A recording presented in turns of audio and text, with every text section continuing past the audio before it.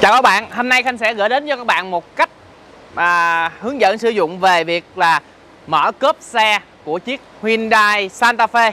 Còn nếu mà các bạn đang sử dụng Hyundai Tucson thì cái cách mở cũng y như vậy.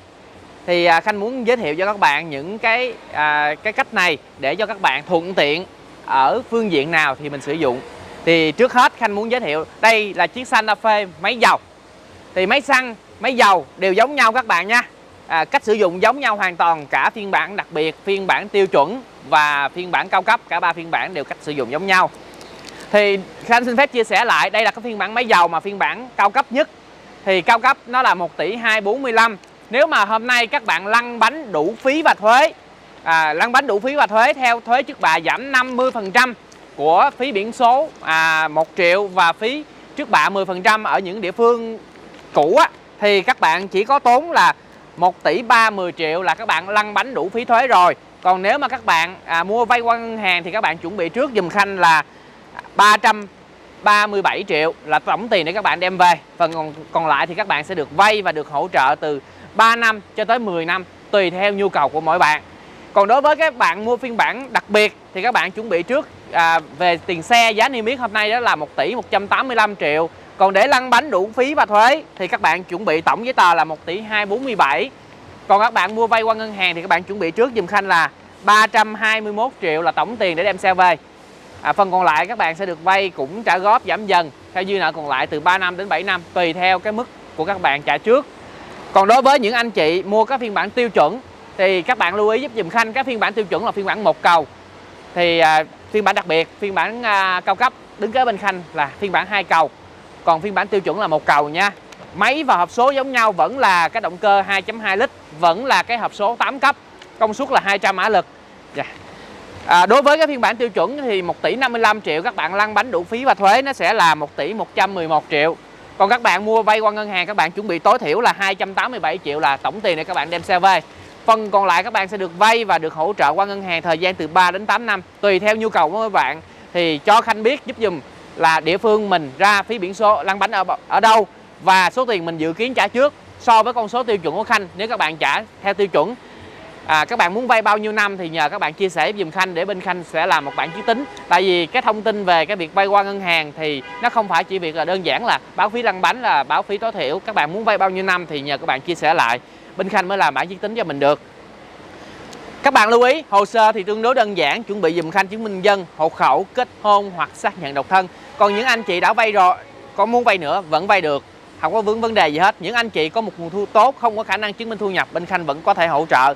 Lưu ý dùm Khanh là không nhận nợ nhóm, tại vì nợ nhóm bây giờ tất cả tổ chức tài chính đều từ chối hết.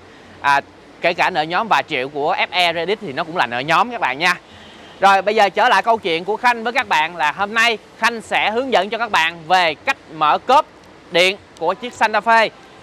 Tất cả phiên bản máy dầu, máy xăng, cả ba phiên bản đặc biệt, tiêu chuẩn và cao cấp. Còn những anh chị sử dụng cái xe Tucson thì vẫn mở y như vậy, chúng ta có thể sử dụng chung. Rồi bây giờ mời các bạn nha.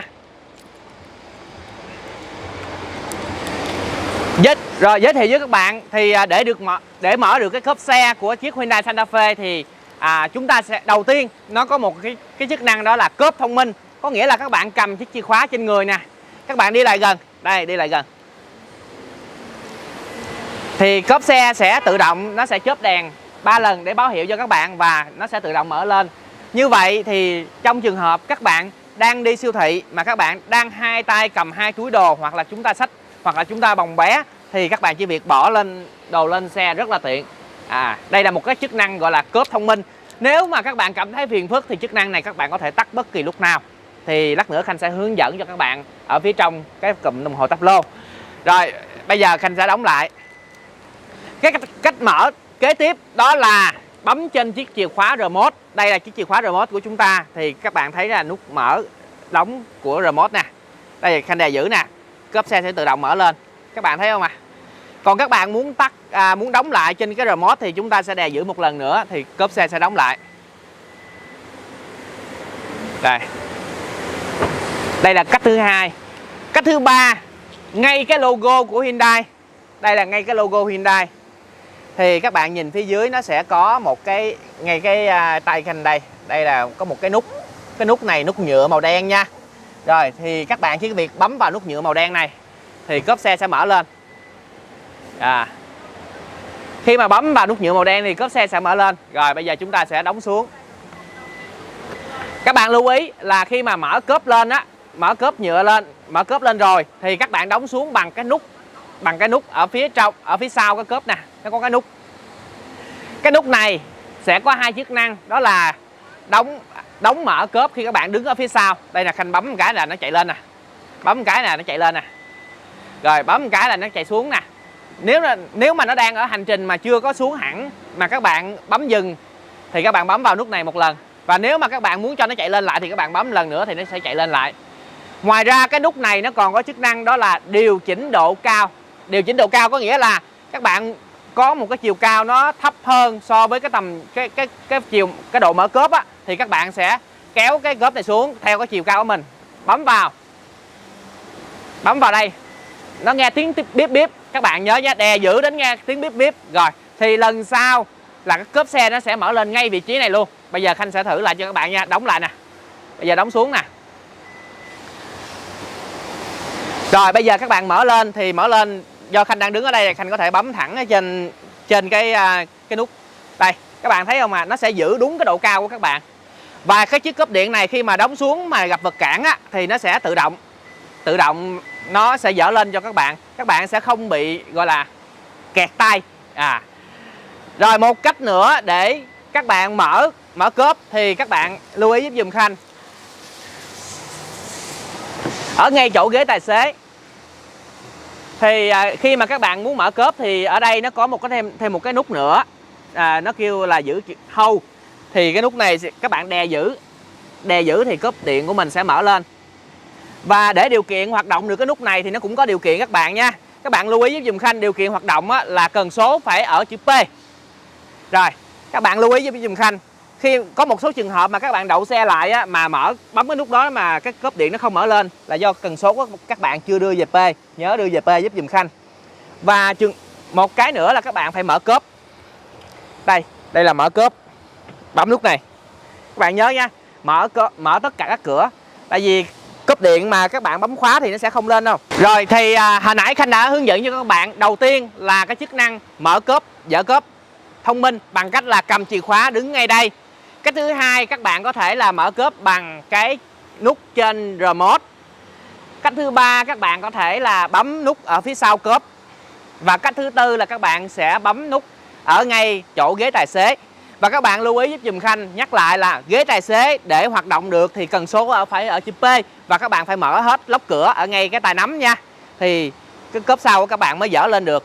Còn nếu mà các bạn thao tác tại nút đó, tại cái nút ngay chỗ ghế tài xế mà các bạn không cần số về P, rồi các bạn không mở lốc cửa thì nó sẽ không chạy cái cốp điện lên đâu. Thì cốp điện nó như cốp cơ thôi, thao tác như cốp cơ. Thay vì là các bạn dỡ lên bằng sức mình thì cái motor nó sẽ bơm vào hai cái trụ đây, nó sẽ đưa lên cho các bạn. Bây giờ Khanh sẽ trả nợ cho các bạn là chúng ta sẽ tắt mở cái chức năng mở cốp thông minh như thế nào. Mời các bạn vào phía trong xe. Các bạn, đây là cái phần táp lô của xe. Thì để các bạn tắt mở cái chức năng thông minh này thì các bạn nhấn vào nút này giúp dùm Khanh.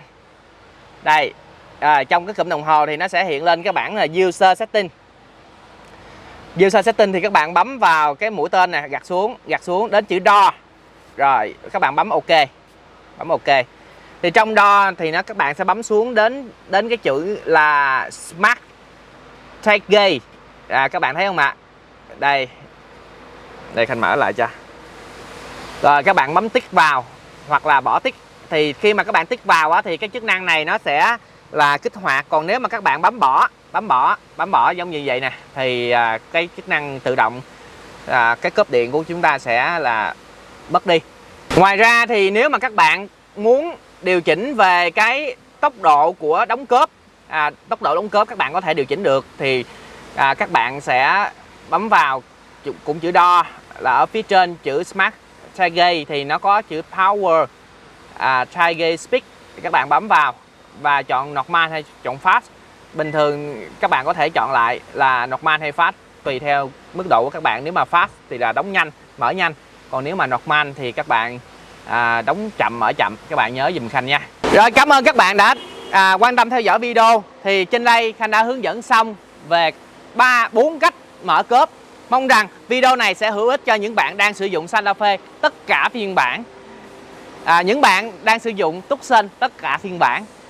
Cảm ơn các bạn đã quan tâm theo dõi. Nếu các bạn hỏi về chương trình mua xe, nhờ các bạn liên hệ qua số điện thoại của phòng kinh doanh 0996 773366 thì bên Khanh sẽ chia sẻ và giải đáp từng trường hợp cụ thể. Nhớ với dùm Khanh, thời điểm hiện tại thuế trước bạ đã giảm 50% rồi.